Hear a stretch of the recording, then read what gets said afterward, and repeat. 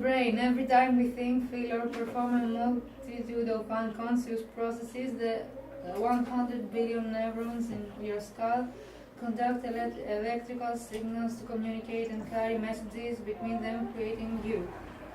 But what we feel or think turns out to be not only controlled by our brain, but also a second brain. Our brain, using the vagus nerve, controls our vocal cords, heart, lungs, and most of the digestive tract. But while the brain is constantly sending signals to our body, scientists say that 80 to 90% of the enteric fibers go from the gut to our brain. The system can also work without our main brain.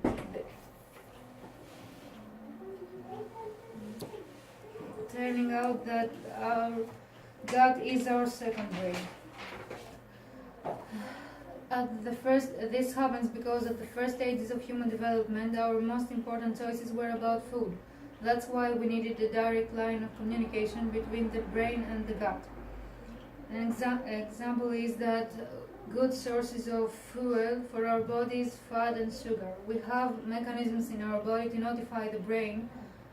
Our brain releases the feel-good dopamine when we eat food high in sugar, and that's why we constantly seek these kind of foods out.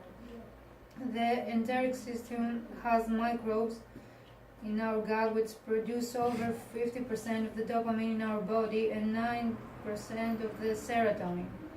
The dopamine and the serotonin affect our mood, happiness, pleasure. They also manipulate our cravings and eating behavior for their survival. Our diet affects which ones thrive. The result is that the flourishing bacteria in our gut send signals to our brain telling us to eat the foods they love. An experiment was that mice raised in environments with no bacteria to colonize their guts showed social traits similar to people who have autism. To sum it up, the microbes our gut produces affect our mood, our cravings and eating behavior, and our mental health.